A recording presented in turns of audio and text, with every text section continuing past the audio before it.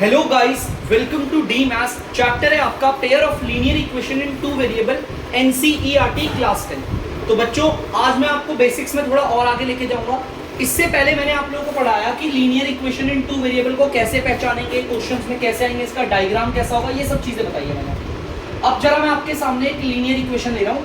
मैं आपके सामने लीनियर इक्वेशन लूंगा, वो भी दो वेरिएबल वाली। ठीक है, ध्यान से देखना बच्चों। जैसे मैंने ले लिया आपके सामने x plus y is equal to 10। ध्यान से आप देख सकते हो इस इक्वेशन को, ध्यान से देखना। ये आपकी लीनियर इक्वेशन है, वो भी दो वेरिएबल वाली।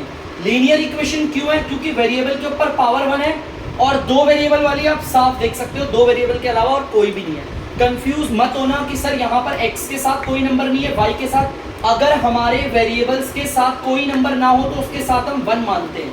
x के साथ कोई नंबर नहीं है तो इधर 1 है, और y के साथ कोई नंबर नहीं है तो उसके साथ भी 1। ठीक है, अब मैं आपको बताऊंगा किस तरीके से लीनियर इक्वेशन टू वेरिएबल वाली को ग्राफ पे शो करते हैं। मैंने आपको क्या बोला था, अगर इस इक्वेशन को ग्राफ पे शो करोगे तो डायग्राम कैसा आएगा, एक स्ट्रेट लाइन का आएगा, वो बनाकर भी दिखाऊंगा। सबसे पहले आप लोगों को एक ऐसे टेबल बनाना है, बड़ा सिंपल है। यहां पर हम लिख देंगे x और यहां पर लिख देंगे y। ध्यान से सुनना, मैंने क्या बोला है आपको। अगर किसी इक्वेशन को, ये आपकी लीनियर इक्वेशन टू वेरिएबल वाली है ना, लीनियर इक्वेशन टू वेरिएबल, अगर इसे ग्राफ पे शो करना है, ग्राफ भी इधर बना देते हैं। लो, आप बच्चों के लिए ग्राफ भी बना देता हूं मैं। इतना एक्यूरेट तो नहीं होगा, लेकिन कोशिश भी रहेगी कि हो। x x डैश y, बेटा मैं जल्दी से ग्राफ बना देता हूं आपके लिए। तो बच्चों, मैंने यहाँ पर आपके लिए ग्राफ बना दिया है। तो चलिए अपनी लीनियर इक्वेशन टू वेरिएबल को ग्राफ पे शो करेंगे। और मैंने पिछली क्लास में बताया है, अगर आप इस इक्वेशन को ग्राफ पे शो करोगे तो डायग्राम स्ट्रेट लाइन का आता है। देखो कैसे। सबसे पहले तो यहाँ पर मैंने दो ऐसे कॉलम बनाने हैं और दो बार अपनी इक्वेशन को उतार देना। x plus y equals to 10, यहाँ पर भी उतार दूंगा x plus y equals to 10। ठीक है, ध्यान से देखना अपनी इक्वेशन को। आपके पास दो वेरिएबल है, किसी एक वेरिएबल की वैल्यू आप खुद से मानेंगे और दूसरे की अपने आप निकल आएगी। बड़े सरल शब्दों में बता रहा हूं मैं, ध्यान से सुनना। किसी एक वेरिएबल की वैल्यू आपको खुद से माननी है। जैसे कि मैंने मान लिया x की वैल्यू मान ली मैंने 1। ध्यान से देखना, नहीं 1 नहीं मान रहा बच्चों, x की वैल्यू मान लेता हूं मैं 4।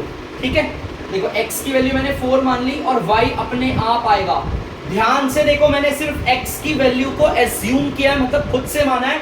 y की वैल्यू अपने आप कैसे आएगी, यहां पर 4 इधर प्लस का है, अगर इधर कोई साइन नहीं होता तो प्लस का मानते हैं। ये इधर प्लस का 4 है, उधर जाकर किसका हो गया, माइनस का 4। ठीक है, तो आपका y आ गया 10 में से 4 गया 6। ठीक है, यहां आप देख सकते हैं x को मैंने एज्यूम किया 4 और y आ गया 6। यहां पर लिख दूंगा x को मैंने 4 माना और y मेरा क्या निकल के आ गया 6। और ऐसा जरूरी नहीं है कि सर हमेशा वैल्यू x की एज्यूम करनी है। आपका मन है अगर y को एज्यूम करना तो y को कर लो। देखो मैं यहाँ पर ले लेता हूँ, जैसे मैं ले लेता हूँ यहाँ पर y को मैंने मान लिया आपका 5। ध्यान से देखना बच्चों, इसमें इस बार मैंने ना x और y में से किसकी वैल्यू को माना है, y की वैल्यू को माना है, मतलब एज्यूम किया है। देखो x अपने आप आएगा। यहाँ पर प्लस का 5 है, देखो ध्यान से मैं उसको हटा रहा हूँ। यहां पर जो प्लस का 5 था वो उधर जाकर किसका हो जाएगा, माइनस का 5। ये आ गया। इसका मतलब y की वैल्यू को माना मैंने 5 और x भी मेरा क्या आ गया, 5 आ गया। ठीक है, बस ये इतना करना है सिंपल। अब इसके बाद आपको इसे ग्राफ पे शो करना है। देखो कैसे, ध्यान से देखना बच्चों। पहले हम इसको देखेंगे, x की वैल्यू 4 और y की वैल्यू 6। सबसे पहले x की वैल्यू 4, देखो ये रहा x। यहाँ पर x की वैल्यू 4 देखेंगे, 4 देखेंगे, ये रहा 4। अब मुझे ऊपर जाना है या नीचे जाना है वो y बताएगा। y आपका 6 है, 6 के लिए तो देखो मुझे ऊपर जाना पड़ेगा, देखो मैं जाता हूँ, ये यहाँ पर आएगा तो 6 मान लो। ठीक है, देखो यहाँ पर मैं लिखूंगा अभी कोऑर्डिनेट्स। यहाँ पर आएगी x की वैल्यू, देखो x की वैल्यू 4 थी और y की वैल्यू 6 है ना, तो ये आती है y की। ये जो पहले वैल्यू लिखते हैं उसे बोलते हैं x की वैल्यू, बाद वाली को कहते हैं y की। अब इसको लिखते हैं, x की वैल्यू है 5, तो x की वैल्यू 5 कहाँ है, ये रहा x की वैल्यू। और y की वैल्यू भी कितनी आई है, 5 आई है। तो देखो ऊपर देखो मैं ऊपर की तरफ क्यों आ रहा हूँ, नीचे क्यों नहीं आ रहा, नीचे माइनस का 5 आएगा, मुझे पॉजिटिव 5 चाहिए। तो मैं ऊपर जाऊंगा, देखो ध्यान से ये देखो ये आगे कुछ यहाँ, ठीक है। और मैं लिख भी देता हूँ, देखो यहाँ पर x की वैल्यू भी 5 और y की वैल्यू 5। अब इन दोनों लाइन से सीधा ऐसे स्ट्रेट लाइन खींच दो, आप देख सकते हैं। ध्यान से देखना, मैंने अपनी इस इक्वेशन को, ये जो आपकी लीनियर इक्वेशन 2 वेरिएबल वाली है, उसे मैंने ग्राफ में शो किया। देखो स्ट्रेट लाइन आई है ना। इक्वेशन को, अपनी 2 वेरिएबल वाली इक्वेशन को, लीनियर इक्वेशन को अगर आप ग्राफ पे शो करोगे तो डायग्राम आपका स्ट्रेट लाइन आएगा। इसके बाद आपको करना क्या बच्चों, इसके बाद आपको अपनी इक्वेशन को ऐसे लाइन पे लिख देना है। देखो x plus y equal to 10 है ना, तो यहाँ पर आप लिख दोगे x plus y equal to 10। इससे हमें पता चल जाएगा कौन सी इक्वेशन है, ठीक है। तो चलिए अब एक काम करते हैं, दूसरी इक्वेशन लेते हैं, ठीक है। जल्दी से दूसरी इक्वेशन लेंगे और उसको भी इसी ग्राफ पे शो करेंगे। चलिए करते हैं। तो बच्चों यहाँ पर मैंने दूसरी इक्वेशन ली है, आपको दिख रहा होगा साफ, इक्वेशन लीनियर है क्योंकि वेरिएबल्स की पावर है 1 और इसके अलावा यहाँ पर वेरिएबल भी आपको 2 दिख गए, ठीक है। चलिए अब इस इक्वेशन को ग्राफ पे शो करना है। चलिए देखते हैं। सबसे पहले आपको ऐसे टेबल बना लेना है और मेरे पास ऐसे 2 कॉलम है तो इक्वेशन भी हमारी 2 बार उतारेंगे। x minus y equals to 6, यहाँ पर भी इक्वेशन उतारते हैं, x minus y equal to 6। आपको दोनों वेरिएबल में से किसी एक वेरिएबल की वैल्यू खुद से माननी है। मैंने मान ली आपकी x की वैल्यू ले लेते हैं 2। ध्यान से देखना बच्चों, x की वैल्यू को मैंने 2 माना है, ठीक है। तो देखते हैं y कितना आता है। यहाँ पर 2 प्लस का है, उधर जाकर 2 हो जाएगा माइनस का, ठीक है। वो देखते हैं, 6 में से 2 गया 4, माइनस का साइन अगर इधर है तो यहाँ नहीं रहता, वो उधर चले जाता है, y आ गया माइनस। x की वैल्यू को हमने माना 2 और y हमारा क्या आ गया -4, ठीक है बच्चों। चलिए अब यहाँ पर लेते हैं, किसी की भी वैल्यू को एज्यूम कर सकते हो बच्चों, ऐसा नहीं है कि सर एक ही मैं y की वैल्यू को ले लूँ। जैसे अगर मैंने ले लिया y की वैल्यू को, नहीं y की तो नहीं मानूंगा मैं, x की मानता हूँ बच्चों। x की वैल्यू मैंने 3 मान ली,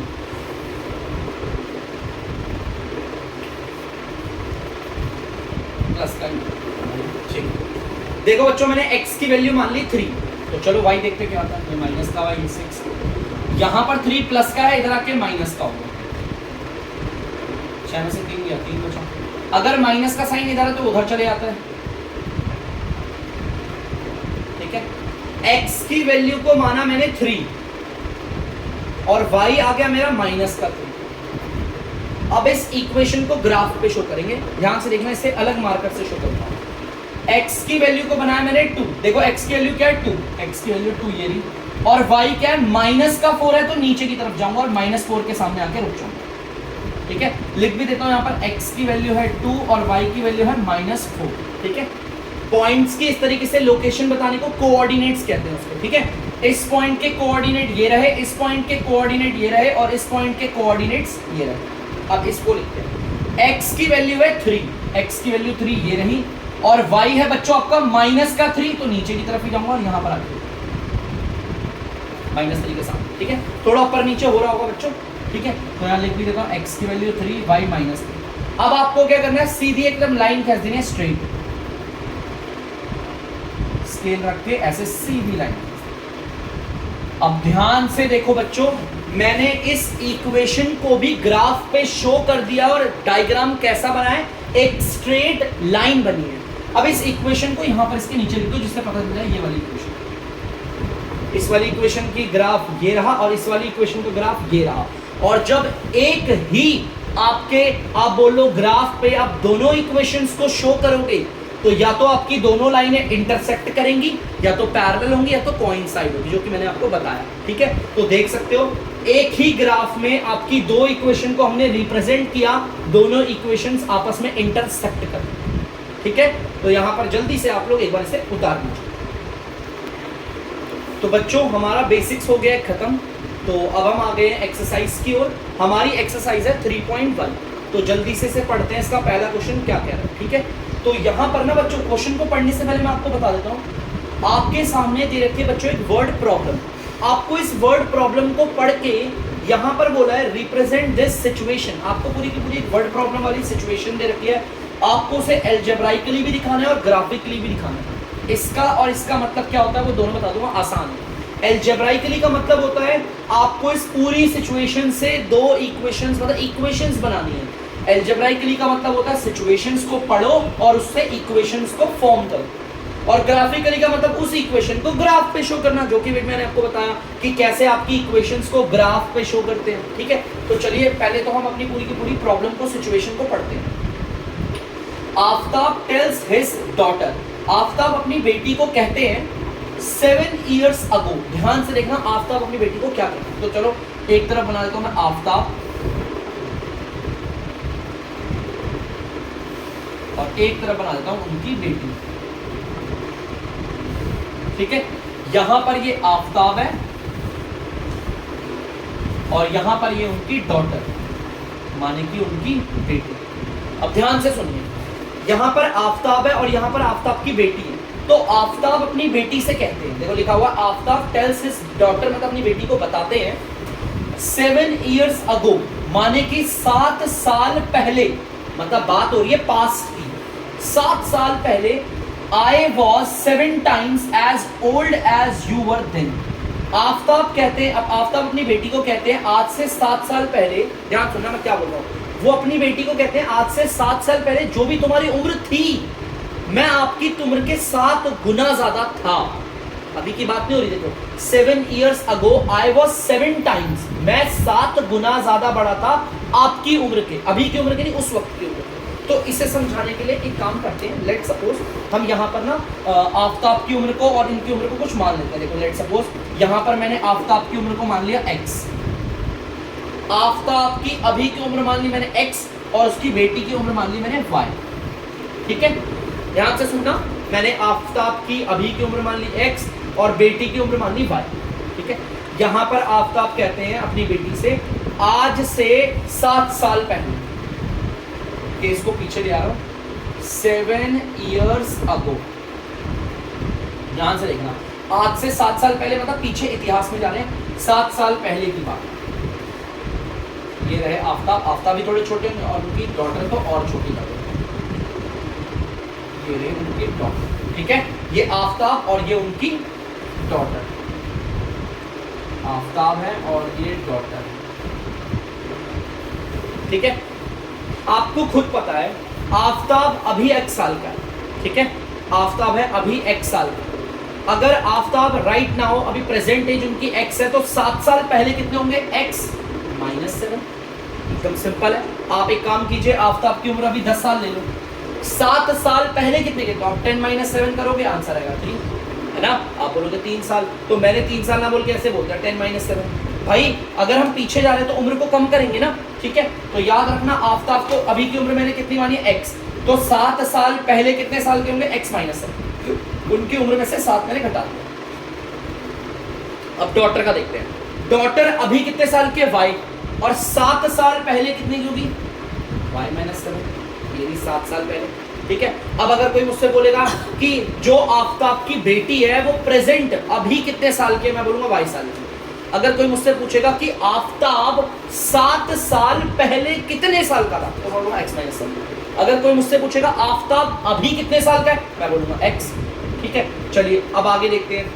ऑल्सो 3 years from now, वो अपनी बेटी को एक और चीज बोलता है, वो कहता है बेटी आज से 3 साल बाद, 3 years from now, अभी से 3 साल बाद, मतलब 3 साल बाद भी चला गया हो। एक केस 3 साल बाद वाला ले रहा हूं, फ्यूचर में आ रहा है, 3 years later, 3 साल बाद। 3 साल बाद एक बार आफ्ताब की उम्र देख लेते हैं और आफ्ताब की बेटी की उम्र भी देख लेते हैं। ये है आफ्ताब और ये है आफ्ताब की डॉटर। भाई अगर अभी आफ्ताब x का है तो 3 साल बाद कितने का होगा, x में प्लस कर देंगे 3, है ना। अभी तो आफ्ताब x का है तो 3 साल बाद कितना होगा, x + 3। जो उसकी बेटी है वो अभी आपकी y साल की है, तो 3 साल बाद कितने की होगी, y + 3। सिंपल है ना। आप तो मेरे को कोई सा भी केस पूछ लो, अगर कोई मुझसे पूछेगा कि आफ्ताब की बेटी 7 साल पहले कितने साल की थी, y - 7। अगर कोई मुझसे पूछेगा आफ्ताब 3 साल बाद कितने साल का होगा, x + 3। सब पूरा पूरा पूरा ओवरऑल केस में जो पढ़ा हुआ है, ठीक है। अब जैसा उन्होंने यहाँ पर बोला था वैसे ऐसे मैं बोलूँगा। उन्होंने बोला अपनी बेटी से, आफ्ताब अपनी बेटी से कहते हैं 7 साल पहले तुम्हारी जो भी उम्र थी मैं तुम्हारी उम्र का 7 गुना। देखो ध्यान से इस सिचुएशन से मैं इक्वेशंस कैसे बनाऊंगा, देखो ध्यान से इस लाइन को बड़ा ध्यान से सुनना, यहाँ से लेकर बच्चों यहाँ तक। आफ्ताब कहते हैं 7 साल पहले अपनी बेटी से कहते हैं कि बेटी आप 7 साल पहले जितने भी उम्र की थी मेरी उम्र आपसे 7 गुना ज्यादा बड़ी थी। मतलब ध्यान से सुनना, उनके कहने का मतलब था, हटाओ से, डॉटर्स 7 years ago एज। उनके कहने का मतलब था कि बेटी आपकी 7 साल पहले जो भी उम्र थी मेरी उम्र, आफ्ताब 7 years ago एज। क्या क्वेश्चन ने ये बोला है कि ये दोनों बराबर है? बिल्कुल भी नहीं। क्या आफ्ताब ने अपनी बेटी को ऐसा बोला कि बेटी आपकी 7 साल पहले की उम्र और मेरी 7 साल पहले की उम्र बराबर थी? बिल्कुल नहीं। उसने अपनी बेटी को देखो क्या बोला है कि 7 साल पहले मेरी उम्र और तुम्हारी उम्र में 7 गुना का गैप था, मेरी उम्र 7 गुना ज्यादा बड़ी थी। तो इसका मतलब देखो ध्यान से, इस केस को मैं समझाता हूँ। आफ्ताब की उम्र कुछ यहाँ है, बड़ी है, और आफ्ताब की बेटी की उम्र कुछ ये छोटी है ना। आफ्ताब की बेटी और ये आफ्ताब, ऐसा था 7 साल पहले। 7 कितना 7 गुना ज्यादा। 7 गुना ज्यादा कौन बड़ा होगा? आफ्ताब बड़ा होगा, है ना। अब अगर मुझे इन्हें बराबर करना है तो मैं 7 इंटू किस में करूँ? इसमें करूंगा तो ये ऊपर की तरफ आएगा और इक्वल हो जाएगा, या तो मुझे इसमें 7 डिवाइड करना पड़ेगा और ये नीचे आएगा, ये इक्वल हो जाएगा। इन्हें इक्वेशन बनाना है बच्चों। इक्वेशन बनाने के लिए दोनों को बराबर में रखना पड़ता है। ये रही आफ्ताब की उम्र उस वक्त की और ये रही उसकी बेटी की उम्र। बराबर बनाने के लिए मुझे इसमें 7 मल्टीप्लाई करना पड़ेगा और देखो ये बराबर आ जाएंगे आफ्ताब की बेटी में। तो देखो मैं यहाँ पर ये कर रहा हूँ, आफ्ताब की बेटी में 7 मैंने मल्टीप्लाई कर दिया, जैसा उसने बोला था कि बेटी आपकी 7 साल पहले की उम्र में अगर आप 7 गुणा करोगी तो मेरी 7 साल पहले की उम्र आ जाएगी। इस लाइन का मतलब ये है कि बेटी आपकी 7 साल पहले की उम्र में अगर 7 गुणा कर दो तो मेरी उम्र के बराबर हो जाए। तो देखो भाई आफ्ताब की 7 साल पहले की उम्र कितनी है? ये रही x माइनस 7, यही आफ्ताब की 7 साल पहले की उम्र। इक्वल की जगह इक्वल, ये आ गया 7। ब्रैकेट में क्या लिखना है? बेटी की 7 साल पहले की उम्र, तो बेटी की 7 साल पहले की उम्र ये रही y माइनस 7। ध्यान से देखना बच्चों, ठीक है। अब जल्दी से मल्टीप्लाई करते देखो x माइनस 7 इक्वल, ब्रैकेट के जो बाहर वाला है वो अंदर दोनों से मल्टीप्लाई होगा। 7y से मल्टीप्लाई होगा तो आ गया 7y, फिर ये आ गया माइनस, फिर 7 से मल्टीप्लाई हो गया तो आ गया 41। वेरिएबल वालों को एक तरफ कर देते हैं, ये x है, ये प्लस का 7y है, देखो प्लस का 7y है, इधर आके क्या हो जाएगा माइनस का 7y। ये माइनस का 7 है ना, इधर से लेंगे तो ये प्लस का 7 है। मतलब मैंने वेरिएबल वालों को एक तरफ और बिना वेरिएबल वालों को दूसरी तरफ कर दिया। x minus 7y equal to, इन्हें हम सॉल्व करेंगे, माइनस का 42 आ गया। ध्यान से देखो ये बन गई हमारी पहली इक्वेशन। सिर्फ ऊपर वाली प्रॉब्लम को पढ़ के मैंने पहली इक्वेशन फॉर्म कर ली, इसी को कहते हैं अलजेब्राइकली। सिचुएशंस को पढ़ो और उससे इक्वेशन बनाओ, यही सबसे ज्यादा इंपॉर्टेंट है इस क्लास में। याद रखना क्लास 10 के इस चैप्टर में सबसे ज्यादा इंपॉर्टेंट यही है कि आप सिचुएशंस को पढ़ो और उससे इक्वेशंस बनाओ, और टेंशन मत लेने, काफी आसान हो जाएगा बाद में आपके लिए, काफी ज्यादा, ठीक है। तो ये मैंने आपकी पहली इक्वेशन बनाई है, फिलहाल तो आप बच्चों इसे उतार लो, उसका फिर दूसरी इक्वेशन बनाओ, जल्दी उतार। तो बच्चों मैंने जो पहली इक्वेशन थी उसे मैंने यहाँ पे उतार दिया, ठीक है। अब दूसरी इक्वेशन बनाते हैं, चलिए पढ़ते हैं। ऑल्सो वो अपनी बेटी को एक और चीज बताता है, ध्यान से सुनना। 3 years from now, आज से 3 साल बाद, ठीक है, वो कहता है आई shall be 3 times as old as you will be। वो कहता है आज से 3 साल बाद, वो अपनी बेटी से कहता है कि बेटी आपकी जो 3 साल बाद की उम्र होगी, आपकी जो 3 साल बाद की उम्र होगी, मतलब कि डॉटर्स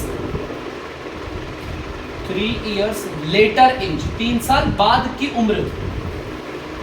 यहां पर देखो क्या कह रहा है आफ्ताब अपनी बेटी से कह रहा है आपकी 3 साल बाद की जो भी उम्र होगी, अगर आप उस उम्र में 3 मल्टीप्लाई करेंगे, 3 times का मतलब होता है 3 मल्टीप्लाई करेंगे, तो वो मेरी 3 साल बाद की उम्र के बराबर हो जाएगा।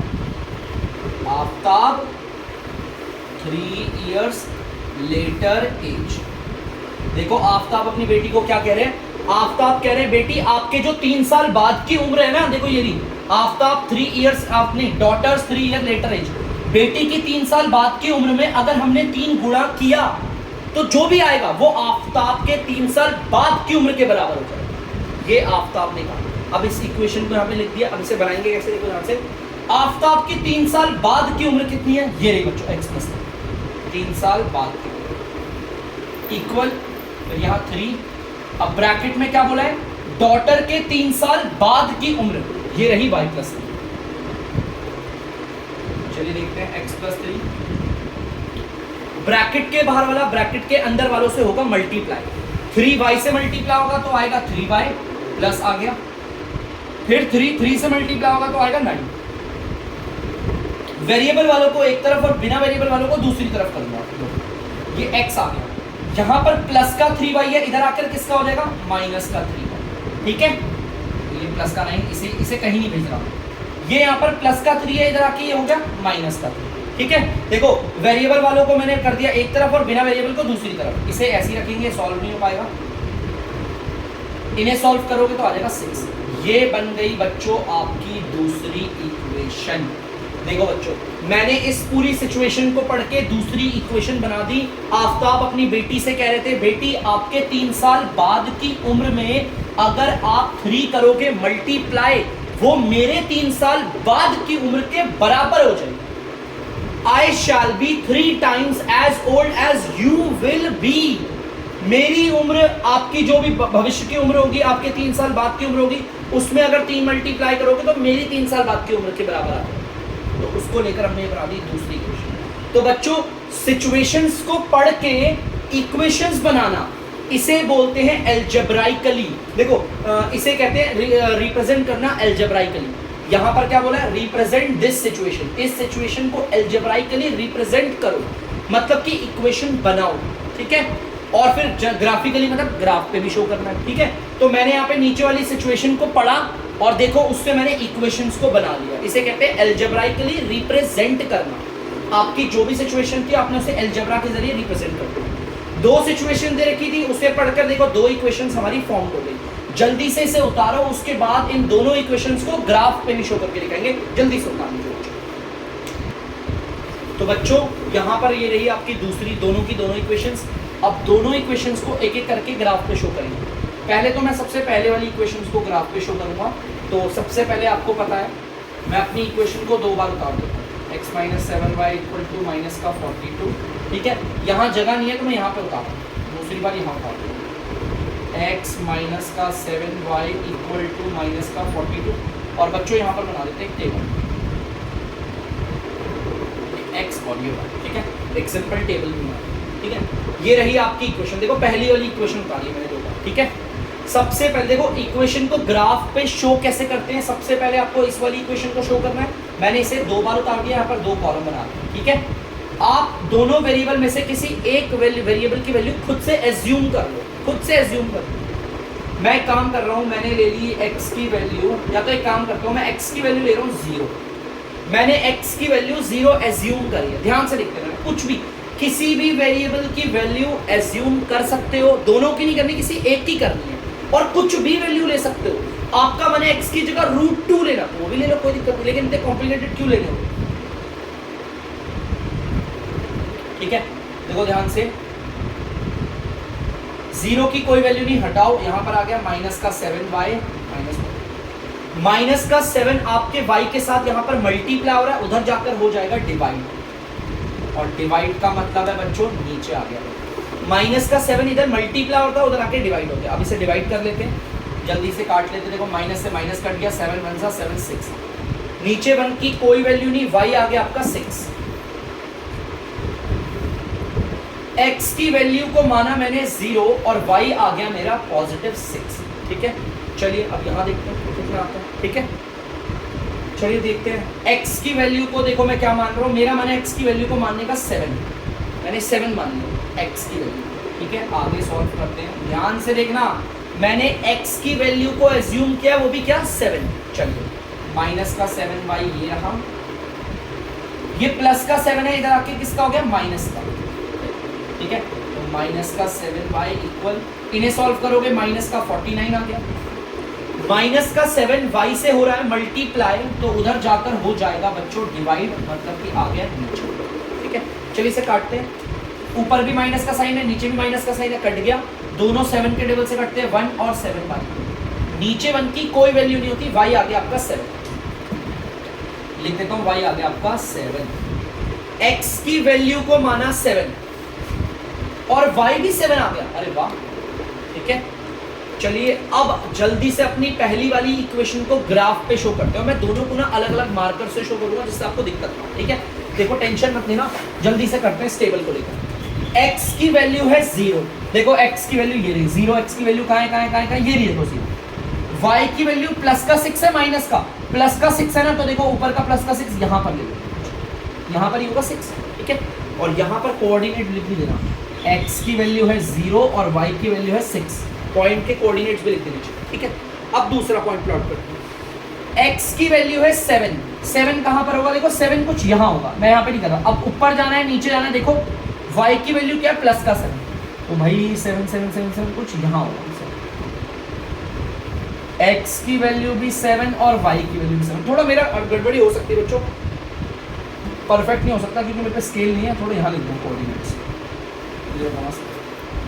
ठीक है, अब ये दोनों पॉइंट से स्केल रख के आपको सीधी लाइन खींच देनी, तो मैं खींच देता हूँ बच्चों ये सीधी लाइन। थोड़ी सीधी तो नहीं बन रही होगी मेरी लाइन, लेकिन आप लोग स्केल से खींचोगे तो आप लोगों की सीधी आएगी। लो खींच दी सीधी लाइन। तो जैसा मैंने आपको बोला था कि अगर आप किसी भी इक्वेशन को ग्राफ पे शो करोगे, लीनियर इक्वेशन 2 वेरिएबल वाली को ग्राफ पे शो करोगे तो डायग्राम बनेगा स्ट्रेट लाइन। ठीक है, अब एक काम करना है, इस इक्वेशन को नाम लिख देना, x minus 7y equal to -42 लिख देता हूँ यहाँ पर, x minus 7y equals to -42, पता चल जाएगी उस वाली इक्वेशन का ग्राफ है। अब हम दूसरी इक्वेशन को ग्राफ पे शो करने की तैयारी करते हैं, जल्दी से उतार दीजिए। तो बच्चों अब दूसरी इक्वेशन को ग्राफ पे शो करेंगे। पहले मैं दूसरी इक्वेशन को 2 बार उतार देता हूँ, x minus 3y equal to 6, यहाँ पर भी उतार देता हूँ, x minus 3y equal to 6। ठीक है, अब एक काम करते हैं, जल्दी से ग्राफ में शो करेंगे। तो किसी भी एक वेरिएबल की वैल्यू हम खुद से एज्यूम करेंगे। मैंने x की वैल्यू को 0 एज्यूम कर लिया। ठीक है, 0 कर लो, या तो एक काम करता हूँ 3 मान लेता हूँ, 3 भी नहीं मानोगे तो 15 मान लेता हूँ। चलो ठीक है, कुछ भी मान सकते हैं, मैंने 15 मान लिया। x की वैल्यू को 15 मान लिया, यहाँ 15 प्लस का है, उधर जाके हो जाएगा आपका या तो माइनस का 15 ले लो, प्लस का कुछ भी, देखो मैं कुछ भी ले सकता हूँ। मैंने माइनस का 15 इसलिए ले लिया ताकि आपको ये ना लगे कि सर प्लस की वैल्यू लेते, माइनस की भी ले लो यार। यहाँ पर माइनस का 15 है, इधर आके किसका हो जाएगा प्लस का 15, 15 और 6 जोड़ोगे 21, और ये माइनस का 3, माइनस का 3 इधर y के साथ हो रहा है मल्टीप्लाई, उधर जाके क्या हो जाएगा डिवाइड, मतलब कि आ जाएगा नीचे, नीचे आएगा। माइनस साइन कभी नीचे नहीं रहता, वो हमेशा अगर नीचे है भी तो कहाँ चलेगा ऊपर। अब इसे काटेंगे, 3 के टेबल से 1 बारी में, 3 के टेबल से 7 बारी में, y आ गया आपका माइनस का 7, क्योंकि नीचे 1 की कोई वैल्यू नहीं होती। x को मैंने एज्यूम किया माइनस का 15 और y मेरा आ गया माइनस का 7। ठीक है, अब यहाँ देख लेते हैं बच्चों, यहाँ भी देखते क्या होता है ना। यहाँ पर मैंने ले लिया x की वैल्यू माइनस का 9, ध्यान से देखना, x की वैल्यू मैंने एज्यूम करी है माइनस का 9। चलिए देखते हैं आगे, ये जो इधर माइनस का 9 है, इधर आके प्लस का 9 हो जाएगा। ठीक है, अगर 9 और 6 को जोड़ेंगे तो आएगा 15, माइनस का 3 इधर y के साथ हो रहा है मल्टीप्लाई, उधर जाकर हो जाएगा बच्चों डिवाइड। डिवाइड का मतलब नीचे आ जाएगा, नीचे तो आ गया माइनस का 3, लेकिन माइनस साइन कभी नीचे नहीं रहता, अगर वो आ भी गया है तो आप उसे भेज दो ऊपर। अब ध्यान से देखना, ये कटेंगे 3 के टेबल से, ये गया 1 बारी का और ये गया 5 का, y आ गया आपका माइनस का 5, मतलब x की वैल्यू है माइनस का 9 हमने एज्यूम करी थी, और y कितना है माइनस का 5। चलिए अब इसकी मदद से इस इक्वेशन को, सेकंड वाली इक्वेशन को ग्राफ पे रिप्रेजेंट करते हैं जल्दी से। देखिए बच्चों ध्यान से देखिएगा, x की वैल्यू है माइनस का 15, x की वैल्यू माइनस का 15 ये रहा, और y की वैल्यू क्या है माइनस का 7। अब माइनस का 7 के लिए नीचे जाऊं या ऊपर जाऊं, आप खुद जानते हैं, नीचे जाएंगे। माइनस का 7 कुछ देखो यही कुछ नहीं आ रहा होगा, ये रहा, लो ठीक है, -15 -7। अब दूसरा देखते हैं, x की वैल्यू है माइनस का 9, x की वैल्यू है माइनस का 9 ये रहा, और y की वैल्यू है माइनस का 5, ये आ गया यहाँ। ठीक है, मैं काम करता हूँ, इनके कोऑर्डिनेट्स लिख देता हूँ। इसके हैं -15 -7 और इसके हैं -9 -5। अब इन दोनों पॉइंट से एक सीधी लाइन चले, बच्चों मस्त सी लाइन खींचता हूँ अच्छे से, जो इन दोनों पॉइंट से होती, ये देखो इस इक्वेशन को बढ़ा दिया मैंने और ये लाइन खींच दी, थोड़ी सी टेढ़ी जा रही होगी लेकिन सीधी लाइन जा रही है। ठीक है, सीधी लाइन यहाँ तक ले लूँगा, थोड़ी सी टेढ़ी लग रही होगी है ना, थोड़ी सी मैंने हाथ से खींची बच्चों, टेढ़ी लग रही होगी। तो देखो बच्चों, मैंने इस सेकंड वाली इक्वेशन को भी ग्राफ पे दिखा दिया, और मैंने आपको बोला था लीनियर इक्वेशन 2 वेरिएबल वाली को अगर आप ग्राफ पे शो करोगे तो डायग्राम आपका स्ट्रेट लाइन आएगा। और ये नीली वाली इक्वेशन है ना, इसको लिख देता हूं मैं, x - 3y = 6, ऐसे लिख देता। जैसा कि मैंने आपको बताया था, अगर एक ही ग्राफ पे दोनों इक्वेशन को शो करोगे तो 3 संभावनाएं होती है, या तो इंटरसेक्ट, या तो आपका पैरेलल, या कोइंसाइड। यहां पर आपका इंटरसेक्ट हो रहा है। ठीक है, देख लो इंटरसेक्ट हो रहा है मतलब लाइनें आपस में टकरा रही। ठीक है, तो जैसा उसने बोला था कि सिचुएशंस को पढ़कर अलजेब्राइकली रिप्रेजेंट करना मतलब इक्वेशंस बनानी है, और ग्राफिकली मतलब उसे ग्राफ में भी शो करना है। तो देखो ग्राफ में शो करना। ठीक है, तो जल्दी से बच्चों आप इस पहले क्वेश्चन को उतार लीजिए। तो बच्चों आज की वीडियो बस यहीं तक। तो प्लीज इस क्वेश्चन नंबर 1 को बहुत ही अच्छे से कर लीजिएगा। नेक्स्ट वीडियो में हम आगे वाले क्वेश्चंस करेंगे। तब तक के लिए अगर आपको डीमैथ्स की वीडियो पसंद आ रही है तो वीडियो को लाइक करें, शेयर करें और चैनल को सब्सक्राइब करें। बाय।